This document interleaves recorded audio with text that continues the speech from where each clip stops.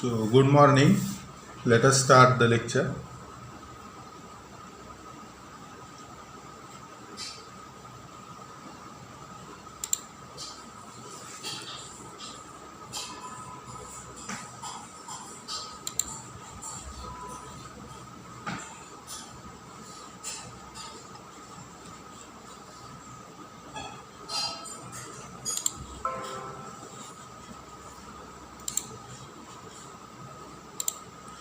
So, this is optical fiber communication DET 3202. Course coordinate outcome: the students will be able to understand different communication media, various blocks and applications of optical fiber communication system. Students will be able to understand optics rules and measure the optical fiber cable parameters. Students will be able to understand suitable optical source for a given application. Students will be able to understand suitable detector for a given application. Students will be able to understand the connectors, suitable connectors, and measure the losses. Students will be able to understand architecture of the optical network for a given application. So, optical fiber connectors we have started. We have discussed the details. There are the types of the joints, fiber joints, and those are fiber splices, diamantable fiber connectors. One is permanent, other is removable. Then it can couple the proportion of the light. Couplers are also there along with this.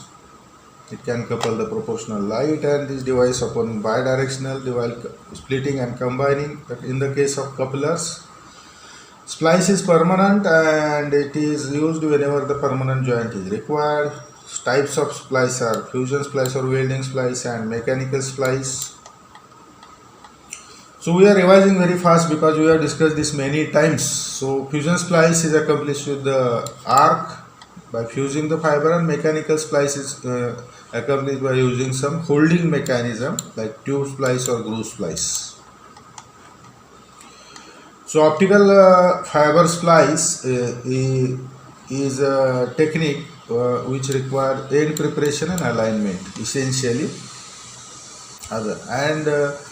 To have the low loss in the splices, in fusion splices particularly, there is no step change, but in mechanical splices there is air gap, so mechanical index matching fluid is used.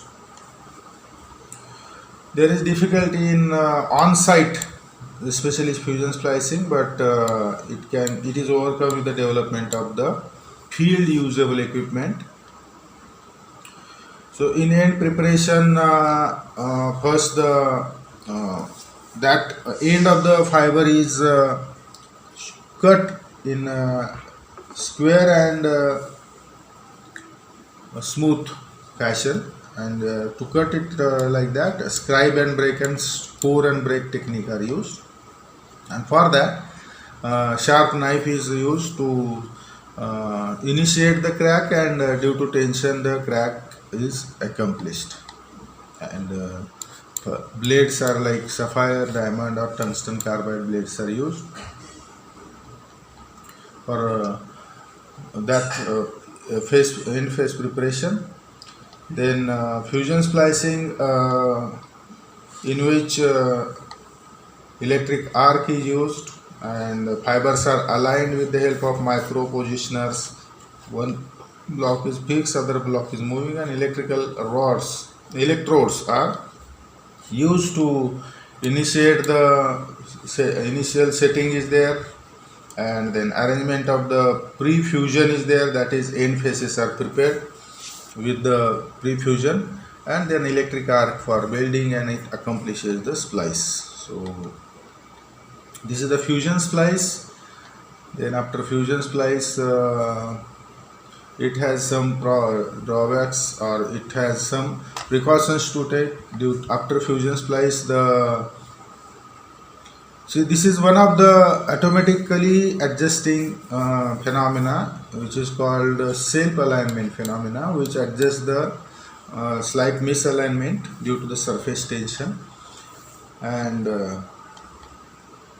fusion splices causes some of the issues, that is surface damage is there, surface defect is created, and stresses are created due to chemical composition changes, and therefore it is necessary to package the complete splice into some package to reduce the tensile loading in the vicinity of the splice. So mechanical splice is there, in which alignment with the tube can be done with after the phase preparation, and epoxy resin is placed, injected for the index matching. So this is snug type of the tube. So other type of the tube align this splice is there, that is called V-groove splice, and in which there is one plate which is having V-groove, in which the fibers are aligned, and the flat glass plate can be put on it and clamped up so that it can hold for the long time permanently. So V-groove is on field implementation, it is not easy, and housing of the splice in order to avoid additional losses due to local bending is also the cause which is making it difficult. So V-groove splice have proved successful by giving very low joint losses of 0.1 dB. And similar to V-groove, there is a variant of V-groove, and that variant of V-groove is electromeric splice, in which a tube is there, and within that tube two parts are there, such that one is having V-groove, and these two parts are holding the fiber in aligned fashion, and they are providing the compression on it so that they are placed in position for permanently for long time. So this is the 3D view, that is tube is there, two elastomeric parts are there, elastic parts are there.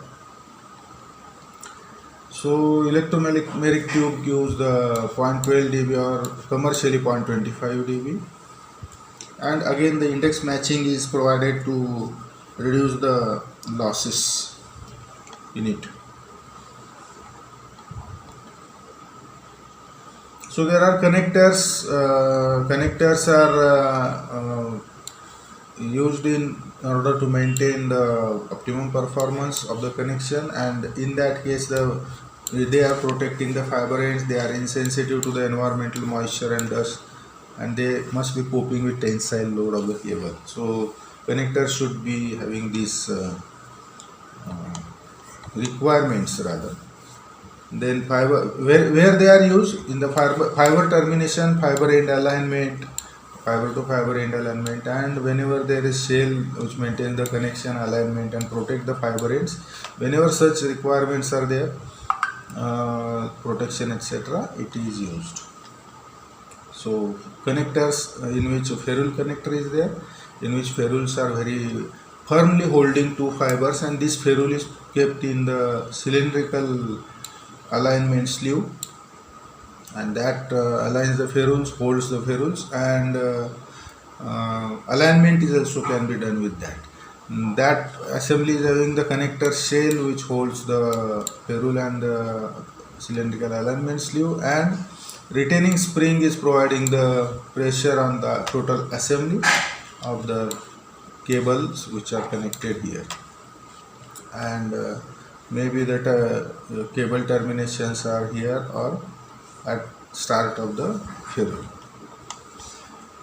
So it is very basic connector. It is called as concentric sleeve connector, and it is very simple design, and it can be permanently bonded with epoxy resin. Epoxy resin provide the index matching, provide the strength, provide the protection from the environmental causes.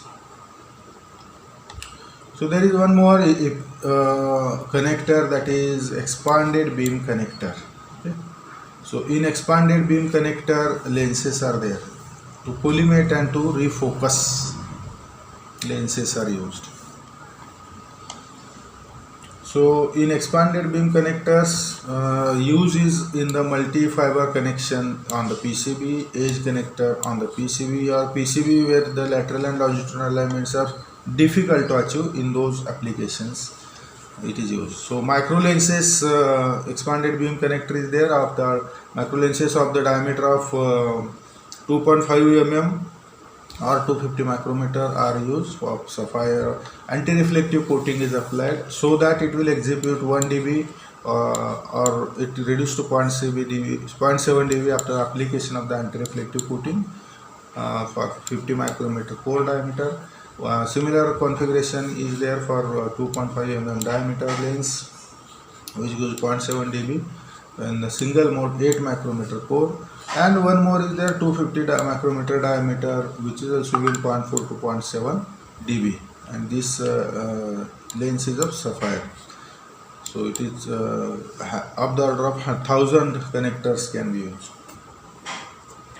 So expanded beam connector, which can have single molded lens also is there, and which is having the alignment sleeve, ferrule connectors, grommets are there, and spring is there for holding that assembly, and alignment can be very well done with the help of this sleeve, so that angular misalignments can be coped up, and there is no problem of lateral and longitudinal misalignment, though the single lens is there, that is more robust than the two lens. Expanded beam connectors. So there is one more connector, that is green rod lenses, and this connector is having graded index fiber piece, which can sinusoidally change the path of the beam, and if the graded index fiber lens is kept the width such as 25% of the pitch is the wavelength or period. So 0.25 period is there, pitch is there, then it will make collimated beam, but due to practical difficulty, slight misalignment is there, that is misalignment angle is provided alpha. So alpha varies from 1 to 5 degree. So this is a very alternative geometry for the other connectors, and it is advantageous, easy to use, and it can have the focal points on the surface or outside the surface, and it is having the dimensions also 0.2 to 2 millimeter, so that it can be very well aligned, handled.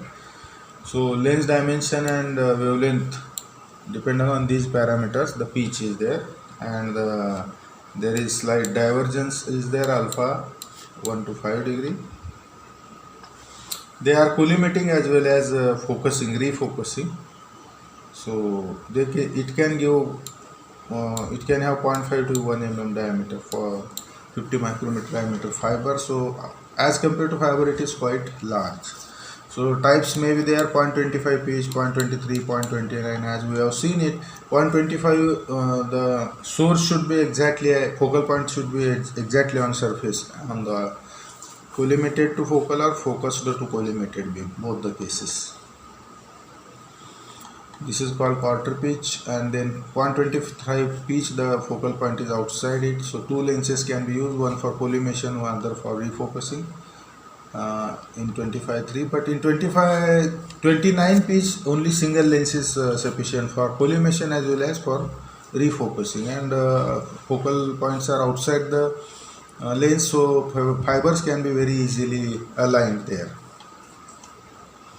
So 0.29 is better, and there are alternatives also there, that is 0.5p, 0.75p green rod lenses are there, and with numerical aperture 0.37, 0.46, 0.6 are available. For numerical aperture is also good, and these lenses can be used for all type of the fibers, that is step index, graded index, single mode, multi mode, all types of the fibers. So they are very, very useful. So the factors which cause the divergence are error in the lens cut, and finite size of the fiber core, and chromatic aberration. These are the divergence angles are as small as 1 degree is very good, it is considered, and it gives 1 dB loss. The optical fiber coupler is a device that distributes the light. So couplers also we have seen, and optical coupler is the device that distributes the light or that combines the light one to many fiber, many fibers to one fiber, and it is having the applications as data buses, LANs, computer networks, telecommunication access networks, etc. So optical fibers are core to core interaction and surface to surface interaction. Two types are there. So there are categories of groups of the fibers, like 3 and 4 port couplers are there, star couplers are there, and wavelength division multiplexing devices are there. So these are the coupler types. So 3 or 4 port couplers are used in the signal splitting, distribution, combining. Star couplers are used for distributing signal input to the multiple outputs. Wavelength division multiplication device are used to couple designated wavelength to permitted number of different peak wavelengths in the optical signals to be connected, combined together, and afterwards at receiver separated out each wavelength, peak wavelength, and appropriate path is given to that wavelength. So for that the multiplexing and demultiplexings are used. So this is the signal which is shared in two parts is having called as a splitter, and when two signals are combined on the main fiber, it is called combiner. Optical fiber couplers are in 1, 2, 3, 4 ports, so it is called 4 port coupler. Then star coupler, m number or n number of fibers are combined and they are again splitted into n number of fibers, so it is star coupler. And there is a wavelength division and multiplexing and demultiplexing. Then in multiplexing, two wavelengths are combined to have same path, and two wavelengths, when they are combined on the path, they can be separated as on the two different paths. It is called multiplexing and demultiplexing, multiplexer and demultiplexer. So these are the couplers which have some they are distributing the light and offer some scattering and generation noise. So couplers can offer the scattering, because couplers, if you observe, see the multiple fibers are clubbed together by fusing, most probably. So they creates the scattering. Fusing creates the unevenness in the local area, and that's why the scattering is always there. Okay. So scattering loss is there in the coupler that limits the number of terminals, that is span of the network. Span means number of terminals you are connecting will be limited. And generation of the noise will have the modal effects and cause the problems in specification of the performance of the network. So major factors causing the fiber intrinsic losses. There is intrinsic coupling loss at the fiber joint. Fiber intrinsic losses, and this is due to the mismatch of the fiber core, mismatch in the fiber numerical aperture, and differing the fiber refractive index profiles, and all these are shown here. Different diameters are different, mismatch is there, numerical aperture are different, mismatch is there, and then refractive index profile is different, mismatch is there. If the transmitting fiber, source fiber, is having lower diameter and receiving fiber is having higher diameter, it will not cause any loss because it will cover all the source fiber. But if the source fiber is having larger diameter and receiving fiber is having not covering all the area, lesser diameter, it will have the loss. Similar is there to NA as well as profile. If NA of the transmitting is larger and NA of the receiving is fiber is less, then it will be loss. But if NA are matching or NA of the transmitting is small and NA of the receiving is large, then it will not have any loss. So alpha 1 and alpha 2 is small and alpha 2 is large, zero loss is there. But if alpha 1 is large and alpha 2 is small, there is a loss. And how to calculate that loss is with this formula. Loss with CD, that is diameter change is there, then mismatch is there, and other mismatches are not there, then minus 10 log to the base 10 A2 upon A1 square, and it is 0 if A2 is larger than A1. Same is there for the numerical aperture mismatch, minus 10 log to the base 10 Na2 upon Na1 when Na2 is less, but Na2 is large, there is no loss. And when same is there for the alpha, whenever the alpha is 2 is larger, receiving alpha is 0, but receiving alpha is small, then minus 10 log to the base 10, alpha 2 into alpha 1 plus 2 into alpha 1 into alpha 2 plus 2.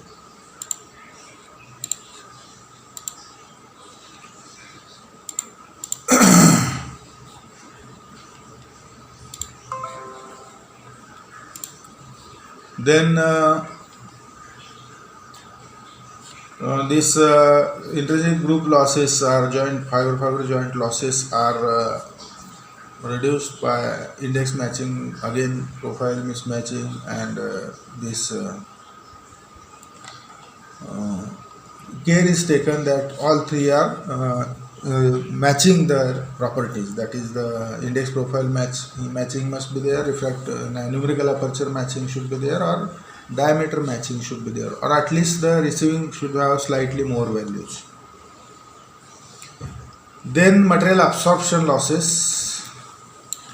In material absorption loss mechanism, material composition and fabrication process, these are the two parameters, composition and fabrication process, that causes the material absorption loss in the silica glass fiber. Material absorption loss means that material which is making the fiber is having some absorption of the photon. As a photon is energy, material can absorb it, and as it is absorbing, it must be converting it into any other form of energy, because absorbed energy must be there. Energy cannot be destroyed. Energy can neither be created nor destroyed. So energy in the photon form, light form, is absorbed by the material, then that energy gets converted into thermal energy.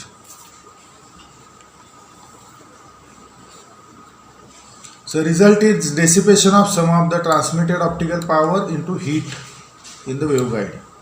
And this has two types, intrinsic absorption and extrinsic absorption. Intrinsic means due to the intrinsic material, that glass material. Extrinsic means the extrinsic material, that is whatever the impurities are there in the glass material, that causes the loss, is extrinsic loss.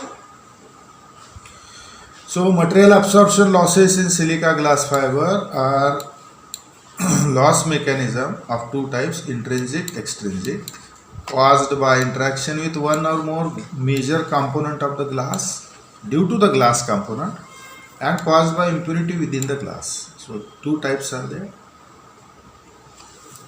So in intrinsic absorption losses,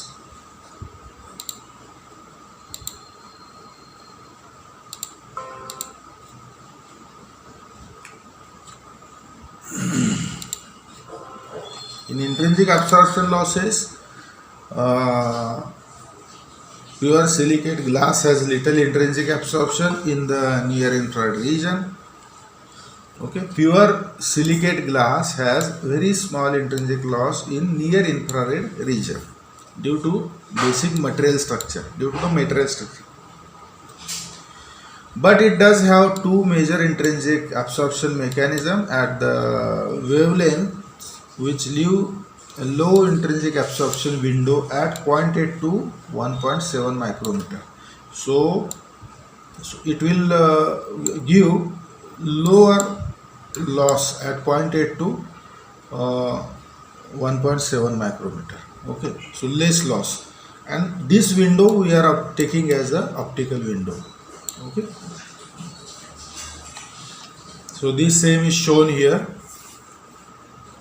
So if you consider on one axis here photon energy, or the same axis if you consider the wavelength, because wavelength varies, photon energy varies. So this is also x-axis, this is also x-axis. So photon energy in electron volt and wavelength in micrometer is given. So as we know, wavelength goes on increasing 0.7, 0.8, 0.9, 1, 1.1, 1.3, 1.5, 1.7, 2, etc. As wavelength goes on increasing, photon energy is inversely proportional, and photon energy inversely proportional to wavelength. So photon energy goes on decreasing, electron volt. Okay. So this is the x-axis. On y-axis there is attenuation. 10 raised to minus 2, 0.003, 10 raised to minus 1, 0.3, 1, 3, 10, etc. Okay, logarithmic scale is there. Both are logarithmic scale. Logarithmic scale are not linear scale, isn't it? Just observe here, they are not linear. They are logarithmic scales, are scales which can accommodate large span of the large scale of the parameter. And if you observe here, there is a Rayleigh scattering loss which is dependent on wavelength. 1 upon lambda raised to 4 is proportional to 1 upon lambda raised to 4. So it is inversely proportional. As wavelength increases, Rayleigh scattering loss goes on decreasing. So there is ultraviolet absorption and infrared absorption mechanisms. Two absorption mechanisms are there, and these two mechanisms combinedly offers very less loss in this window. They go on decreasing. Ultraviolet go on decreasing like this, and infrared go on increasing from here like this. Below this wavelength, infrared is very, very small. Above this wavelength, ultraviolet is very, very small. But combined together, it can have the effect. If you go in this direction, ultraviolet absorption loss is there. If you go in this direction, other direction, infrared absorption is there. So Rayleigh scattering, ultraviolet absorption, infrared absorption, all added together gives total loss. So total loss is following this path, and loss increases due to infrared again here. So this becomes the 0.7 and 0.8. 0.8 to 0.7, this becomes the window.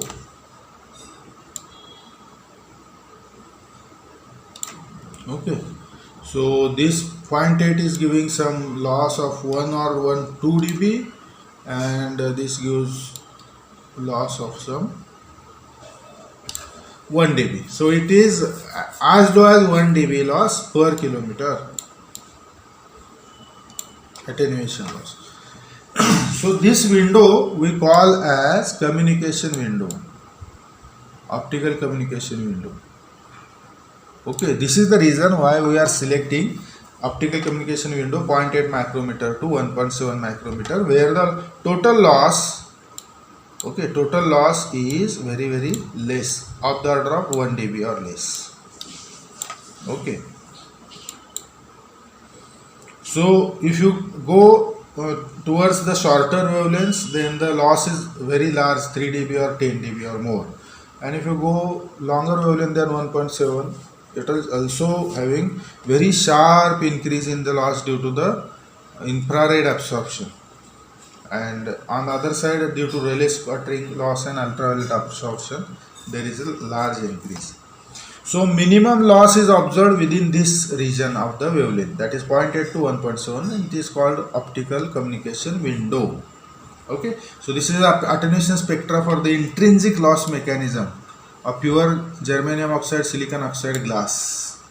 Okay, so it is the attenuation spectrum for intrinsic loss mechanism in pure germanium oxide, silicon oxide glass. Okay.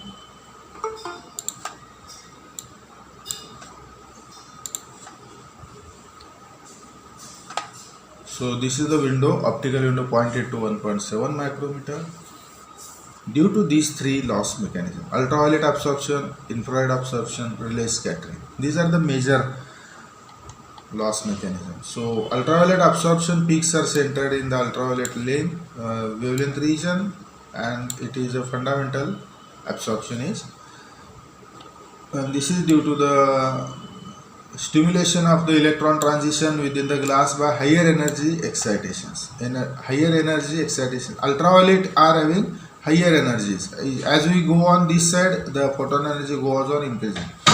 As the photon energy is becoming higher and higher, this photon, higher energy photons are having more energies that can cross the band gap of the material. So band gap energy can be very well easily overcome, and that's why as the band gap energy is overcome, that's why.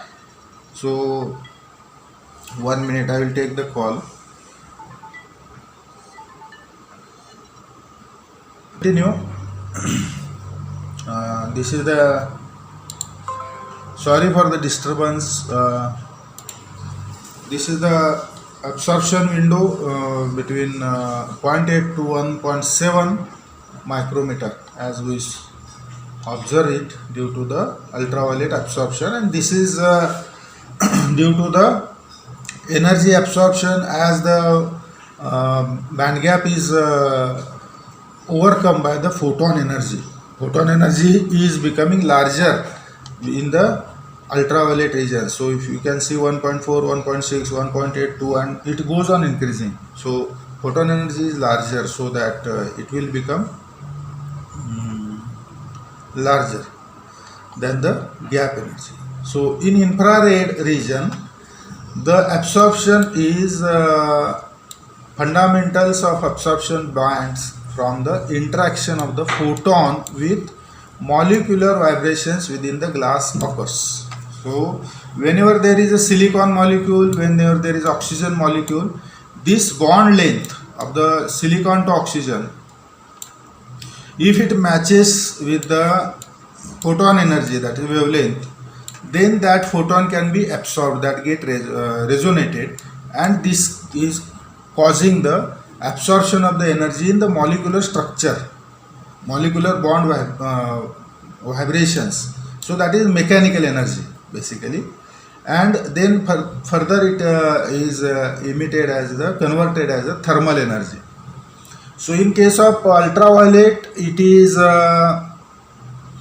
absorbing directly the photon as the energy level of the atom, that is it is releasing the electron. So it is an energy level absorption that we have seen many times. But in the infrared region, where the photon energy is lesser than the band gap energy, the alternative absorption mechanism is there, and in which the molecular vibrations absorbs the energy. So molecular bond length are absorbing the energy, photon, and it is observed in the infrared and far infrared region normally at wavelengths above 7 micrometer, and this gives absorption peaks which are again extend into the window region. So in window region they are extending, the tail is coming, actually very less energy, very less loss is coming, but loss is more in the far infrared region, because the strong absorption bands occur due to the oscillation in the structural units such as silicon and oxygen 9.2 micrometer, phosphorus and oxygen 1.8 micrometer, boron and oxygen 7.2 micrometer, germanium and oxygen 11 micrometer. All these, if you observe, these are very far away from the communication window, because communication window is only up to 1.7, 0.8 to 1.7, and it is very away from the communication window, 9, 8, 7, 11 micrometer. So it is very away from it. That's why the very heavy loss is there at these wavelengths, if the photons of these wavelengths. But if photons are of 0.8 to 0.7, very small loss is observed. So loss is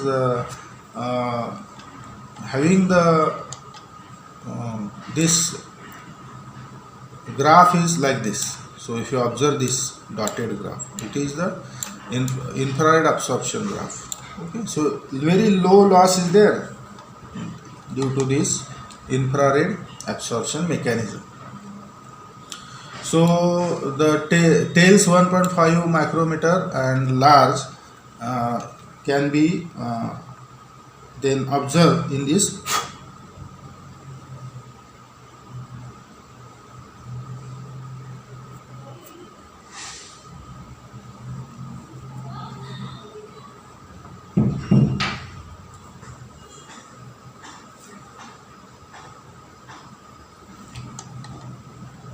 The intrinsic absorption losses effects of both infrared and ultraviolet are there in the absorption process, and it can be minimized by suitable choice of both core and cladding compositions.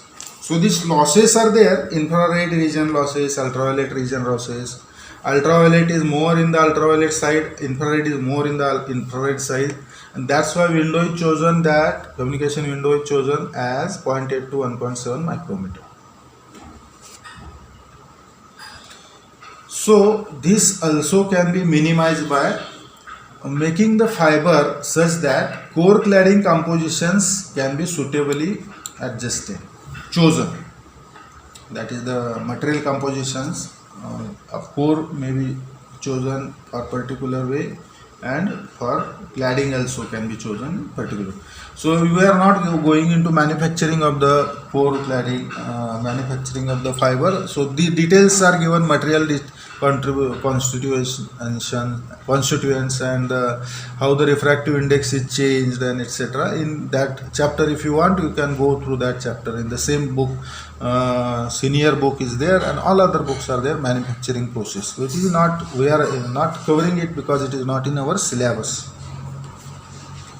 So for instance, in some non-oxide glasses such as chlorides, infrared absorption peaks occur at longer wavelengths, which are very well far, up to 50 micrometers. So it is a very, very long distance from the optical window. Optical window ends at 1.8 micrometer wavelength, and it is 50 micrometer wavelength. So fluoride glasses are better that way, giving very less attenuation to the longer wavelength transmission.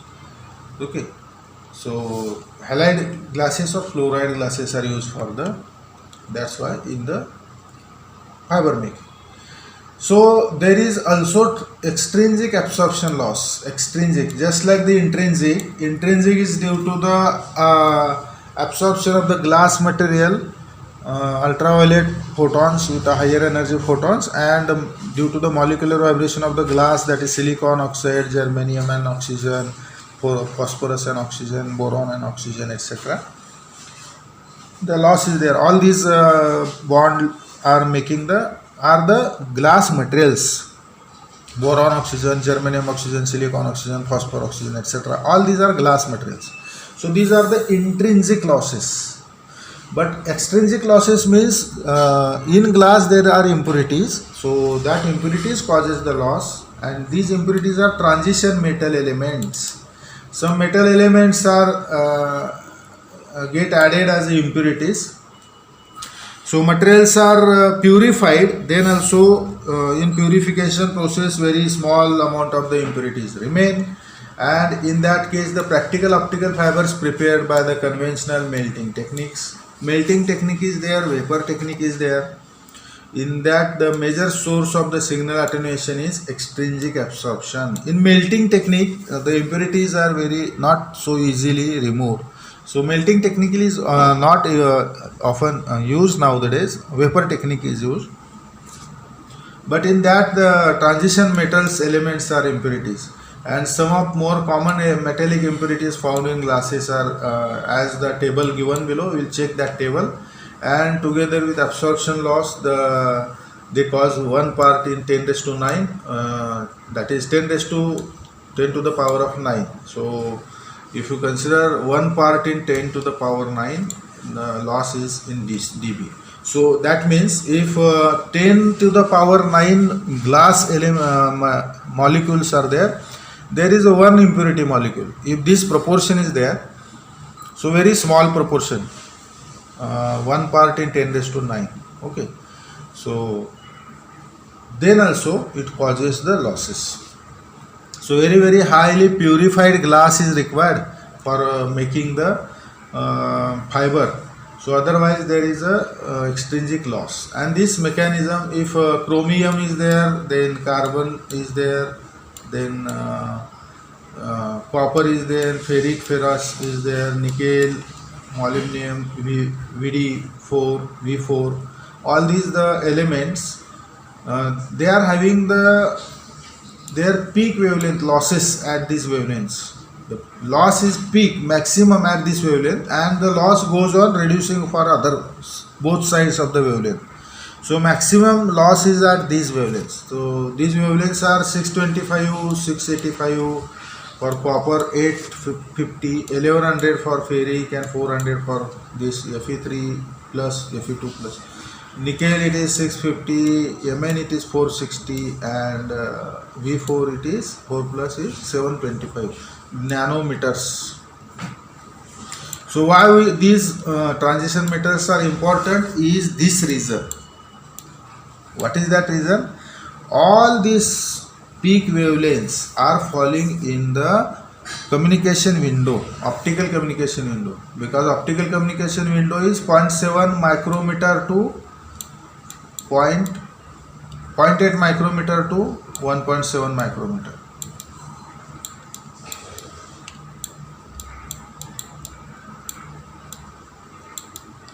That means 800 nanometer to 1700 nanometer. So 800 to 1700, majority they are falling in that, isn't it? 850, 1100, then these are very close, 685, 625, this is also closer, 400, 460 to that.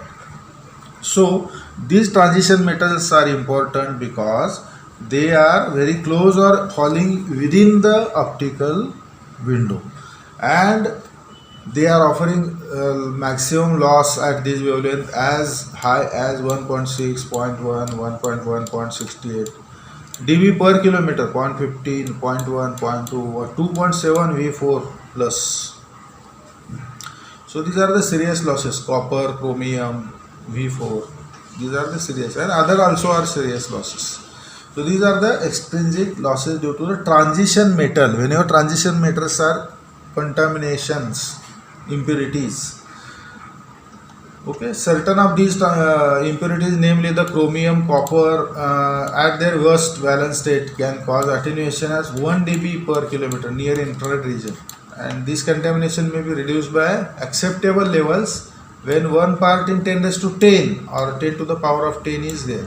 So glass is purified such that the transition metals are removed up to 1 part in 10 raised to 4, 10 raised to 10. Okay, so this table is given 1 part in 10 raised to 9. So 10 raised to 9 molecules of the glass is there, 1 impurity is there, but 10 raised to 10, that is 10 times impurity is removed, purification is done, then this is called refined glass, or it is done with the refined glass technique, such as vapor phase oxidation. So previously it was liquid phase oxidation, or melting technique is used. Okay, this is the melting technique, and now if it is using the vapor phase oxidation, which can remove the contamination 1 part in 10 raised to 10, 10 to the power of 10. Okay, and then it largely eliminates the effect of this metallic impurity. It can eliminate the effect of this metallic impurity, it reduces that. So this is due to the metallic impurities. Now similar is there due to the water contamination, hydroxyl or OH ion contamination. Absorption is due to the water as hydroxyl or OH ion contamination. Okay, so major extrinsic loss mechanism is caused by absorption due to water. Okay, as hydroxyl ion or OH ion, which is dissolved into the glass. So glass is purified, then also some water contamination is remained in the glass. That water contamination, hydroxyl ions, OH ions, they cause the losses.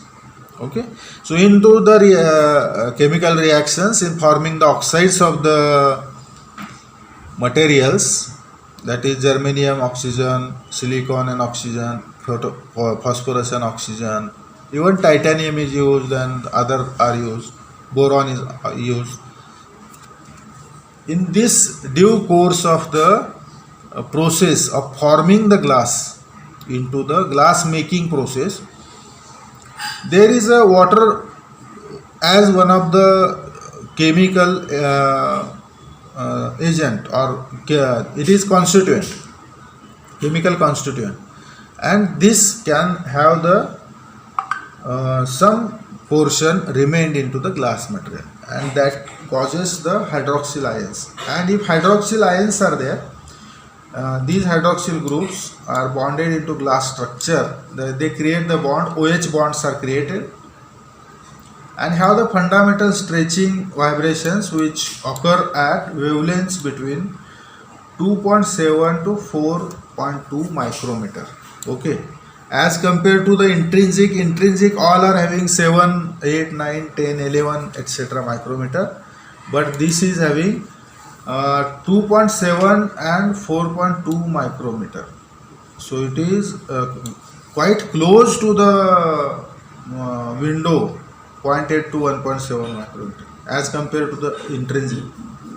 So it is more serious, and very care is taken to remove the water droplets by using SiCl2 etc. Which are having very high affinity of these OH ions, so it can remove the OH ions. So to purify the chemical constituents for glass making, these are passed through the SiO2. So these are all these manufacturing processes. We are not going into detail of that, but just I am telling some chemical steps are adapted such that the water can be completely removed, because it is very serious, because it is very close to the optical fiber window 2.7 to 4.2 micrometer, and that's why it can have the fundamental vibrations give rise to overtones.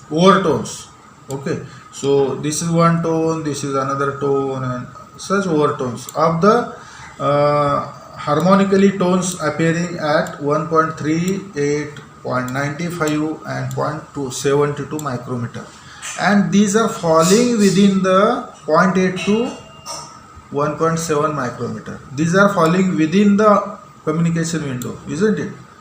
So these wavelengths, these overtones are falling within the communication window.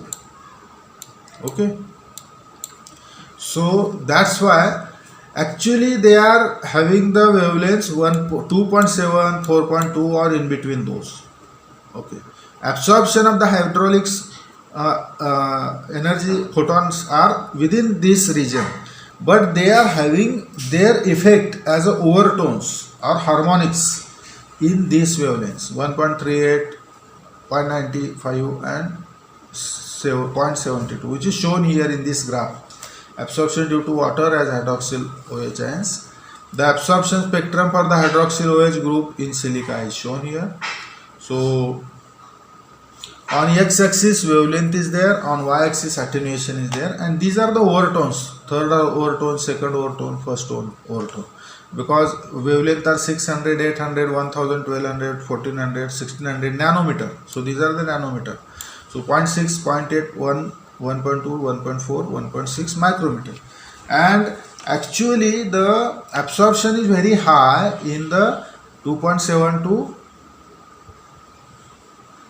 4.2, but their overtones are coming in this region. These overtones are having very less attenuation, and actual attenuation is very high. Because these are overtones, these are effects of the actual attenuation. In this window they are coming as overtones, and still they are having 1 dB or maybe 4-5 dB or maybe 100 dB, 1000 dB, 10 raised to 3 dB, isn't it? Very high. At 1400 it is very high. That's why hydroxyl is very crucial to remove from the glass material. Very high care is taken to purify the glass material from the hydroxyl ions. Okay, and then this overtone can be loss can be removed. So these are the two causes. One is transition metal, which is extrinsic, and second is water content, hydroxyl ions, which is extrinsic. So the significant absorption occurs in the region below the 1 micrometer is 0.95, which causes the attenuation of 1 dB per. For 1.38 it is 2 dB per kilometer, that is 1.24. So it is 0.95. Okay, this is 1.38, and these two are there, which are 1.31 and 1.55 micrometer. Since most resonances are sharply peaked, narrow windows exist in the longer wavelength. So around 1.31 and 1.55 micrometer, which are essentially unaffected by OH absorption once the impurity level has been reduced to 1 part in 10 to the power 7. So if the OH ions are reduced to 10 to the power 7, it will not affect much. Okay, so these three overtones and this small peak is also there, 1.31 and 1.55. So 0.95, 1.38, 1.55. These are the hydroxyl overtones. So extrinsic absorption is considered. The same graph get modified, as it is the measured attenuation spectrum of ultra low loss single mode fiber solid line is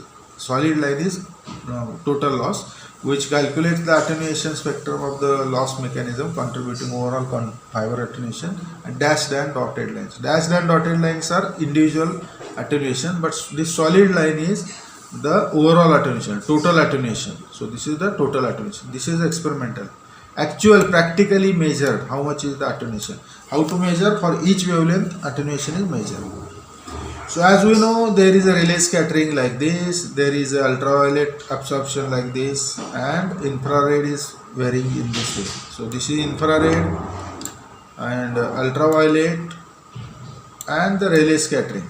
These three are the same from the previous graph, that is the intrinsic absorption loss graph.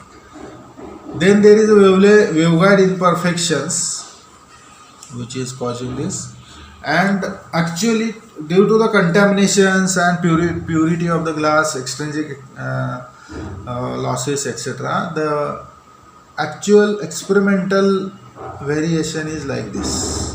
So at this 1.55, very large peak is there, 1.38 and 1.55. Large peak is there within that window, 0.8 to 1.7. So this window, this particular region is having large attenuation. So from this window again, 0.8 to 1.77 window, this window is avoided. It is not used for the communication. Rest of the wavelengths are used for the communication. Okay, so as far as possible this is avoided, and if it is used, then highly purified glass fibers are used. Okay, so we have seen the linear scattering losses. We have discussed this. Rayleigh scattering is there, in Mie scattering is there in the linear scattering, isn't it? Then there is both the scattering are due to the irregularity, inhomogeneity in the material, and if small homogeneities are there, there is Rayleigh scattering. If the large inhomogeneities are there, then there is a Mie scattering. So compositional variation in homogeneity means compositional variation is there, which is the during the fabrication, that is the index fluctuation and freezing of the density inhomogeneities are there. In cooling down of the this optical fiber glass is there, in that it freezes the density inhomogeneity, and this scatters the density fluctuations are there, and that also scatters the this light, and this is proportional to 1 upon lambda by 4. If you look at the equation, the Rayleigh scattering equation, it is inversely proportional to lambda by 4. So gamma r is equal to 8 pi cube n raised to 8 p square beta c ktf upon 3 lambda 4, where this gamma r is the Rayleigh scattering coefficient, lambda is the wavelength, n is the refractive index, p is the average photoelastic coefficient, beta c is the isothermal compressibility at fictive temperature, tf, k is the Boltzmann constant. So linear scattering in which Rayleigh scattering coefficient is found, then the loss factor or transmittivity can be found as exponential minus gamma r into L. L is the length of the fiber, and then this can be used transmissivity as 10 log to the base 10 minus 1 upon this transmittivity per kilometer. And it is apparent from the equation that fundamental component Rayleigh scattering is strongly reduced by operating at longest possible wavelength. If you increase the wavelength, this will decrease because the wavelength in the denominator.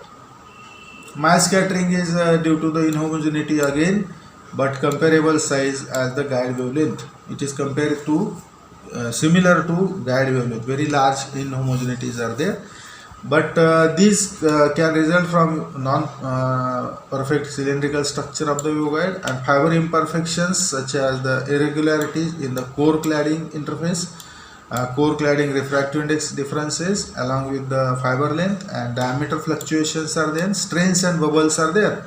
The bubbles are also get trapped, maybe air bubble or other gaseous bubbles, and strains are created while cooling down the fiber. Then diameter fluctuations are there. The fiber is having the constant diameter, but very small micrometric fluctuations are there. Then core cladding refractive index differences along with the fiber are not sufficient, and core cladding interface is not very uniform. So core cladding interface may not be uniform.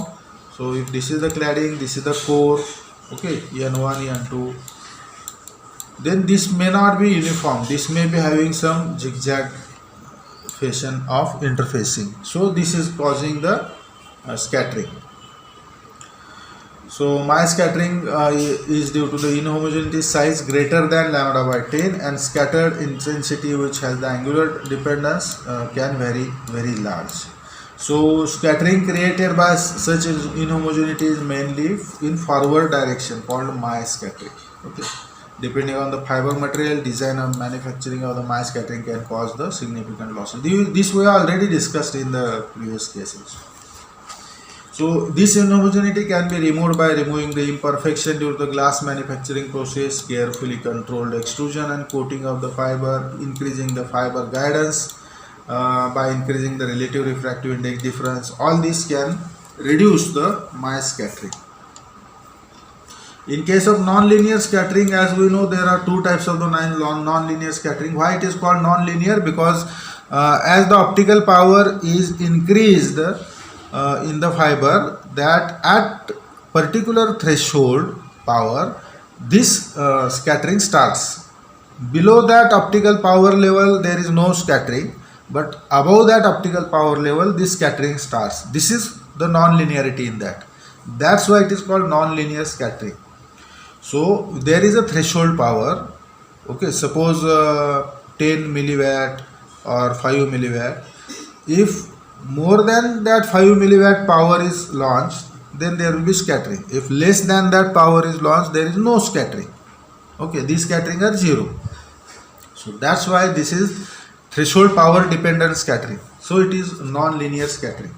So optical waveguides do not always behave as the completely linear channels, which increase the optical power directly proportional to the optical input power. So several nonlinear effects occur which causes the scattering and disproportionate attenuation at the high power levels. So nonlinear scattering causes the optical power transfer from one mode to either forward or backward direction in the same or other modes.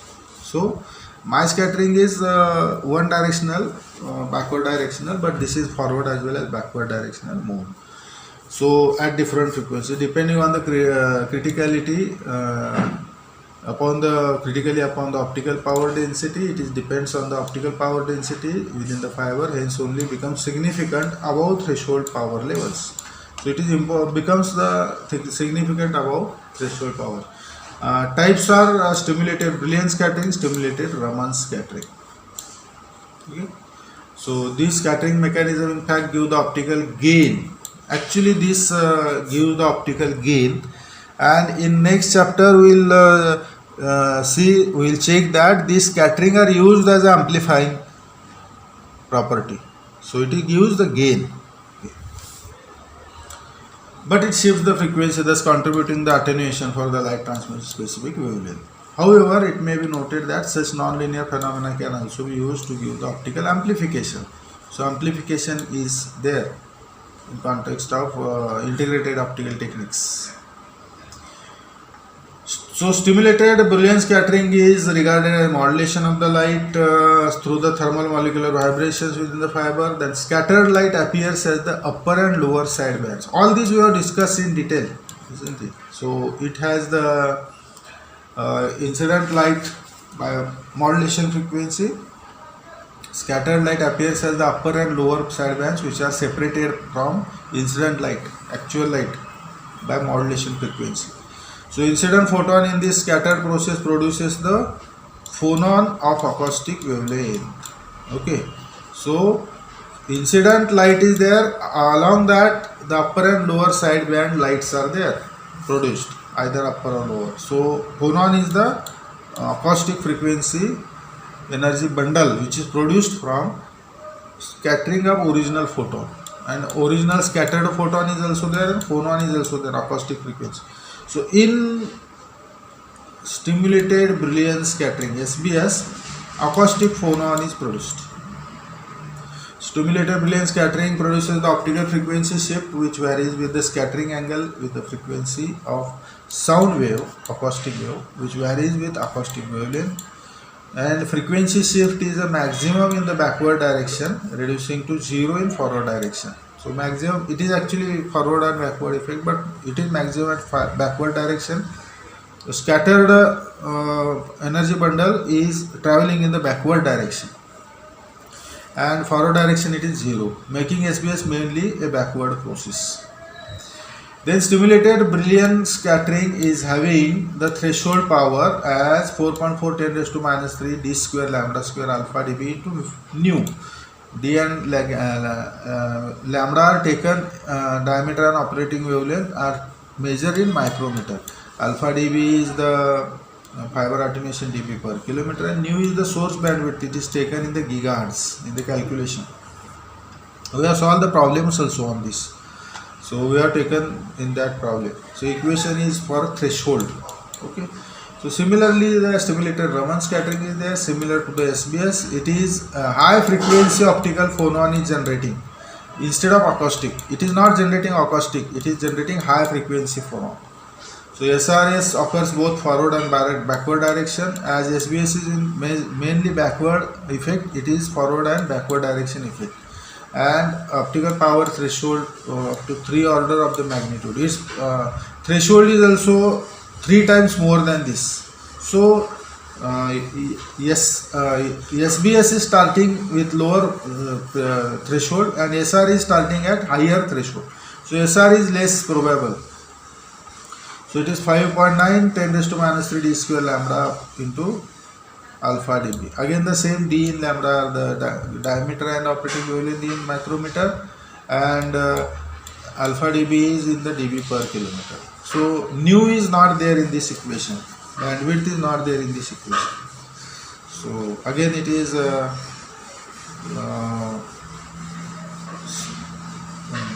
scattering, non-linear scattering loss. Then fiber band loss is there, we have seen. It is called radiation loss also, because it radiates the energy, evanescent part of the energy. So they are having various modes at the various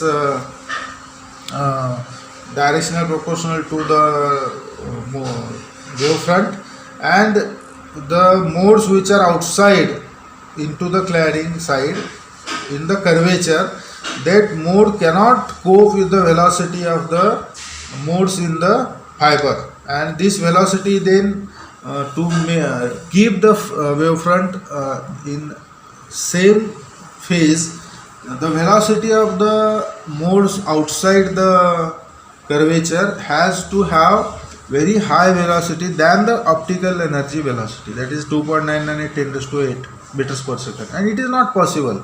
Light cannot exceed the velocity than that. So those parts are get radiated. Okay, actually they have to travel like this dotted line, but they are traveling this tangential line, and this is called radiation. So due to this radiation, loss occurs. and part of the mode which is outside the bend is required to travel faster than the inside, so the wavefront perpendicular to the direction of the propagation is maintained. So this part of the mode in the cladding needs to travel faster than the velocity of light of the medium. It is not possible. So energy associated with the part of the mode lost through the radiation. The loss is represented by alpha r, radiation attenuation coefficient, where r is capital R is the radius of the fiber bend, and C1 C2 are the constant independent of r. Okay, so these are the constant, and r is the curvature radius, and alpha r is the attenuation coefficient due to the curvature. Furthermore, the large bending loss occurs in the multimode fibers, and critical radius RC, critical radius, is estimated as 3 nm square lambda divided by 4 pi n1 square minus n2 square raised to 3 by 2.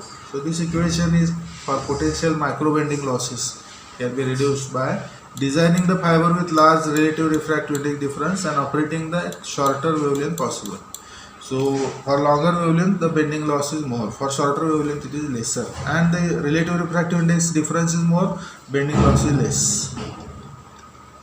So dispersion also we have seen. Dispersion is the in the transmission optical fiber is causing the distortion in both digital and analog transmission, and in major implementation of the optical fiber the transmission involves some form of digital modulation. Okay. So in case of dispersion mechanism with fibers which causes the broadening of the pulse. Okay. So delay in the pulse is created that causes the broadening of the pulse.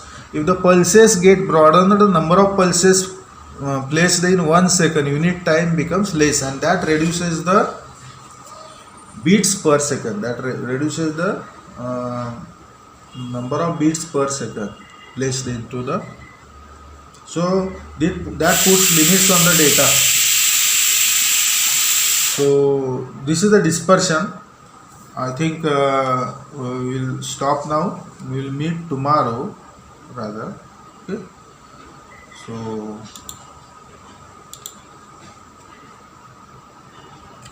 thank you.